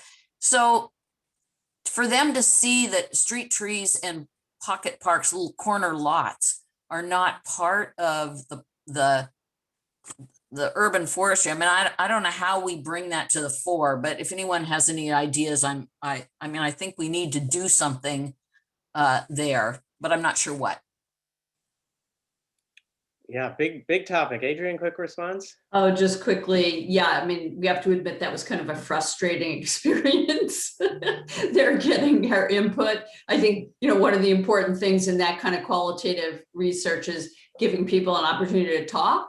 So we need to figure out ways that we could talk to the people involved. Because in my view, they probably need sort of a cultural change in education. I'm not sure they quite get the resource that they have with the urban forests. Can I just ask a quick question of who you mean by they? Well, the leadership of it, and, you know, presumably the participants. Hey, Bruce, closing out. I just thought it was a tremendous waste of the consultant's time to have to come to us with a presentation. They're on a contract for a certain amount of money and to do some work, and I think their time could have been spent much better elsewhere, but that's just my opinion. I basically checked out of that whole conversation. Okay. Noted. Jen, you want to close us out then? Yeah, Bruce, I'd like to hear more about your comment. I mean, was it that you would have preferred the others, not the consultants, but others to have come, or did you want a different thing altogether where it wasn't an agenda item with that type of presentation? What is it? What were you looking for that you didn't see? They don't need to get feedback from us. We are not, by and large, the people who are not using the parks. Their limited time should be spent figuring out how they reach out to the people who are not using the parks for whatever reasons. By and large, we are not that group. And as was brought up, their survey is not about trees at all. That is primarily what we're focused on, and trees and community involvement. They didn't deal with that at all. So, you know, it was just a waste of their time and a waste of our time, I feel. Okay. Well, I don't want to take any more of your time. We're officially into that appeal. We're into the appeals time right now. And since we don't have appeals, we had that little bit of buffer. It's not going to happen next time. You'll see. We've had that little buffer that I was spared the inability to hold to the minute this last two sessions, in part because of the appeals. But I think we're done with our business formally today, and really appreciate getting your feedback. I think we'll go back and identify agenda items and ways to keep this conversation going in our June meeting in a month. But in the meantime, I hope you can all hang in there and enjoy the coming of summer, which is just around the corner. So I'm going to call the meeting to a close and hope to hear from you before the next meeting. All right. Thanks, everyone. Thank you all. Take care. Thanks, everyone. Take care, everyone.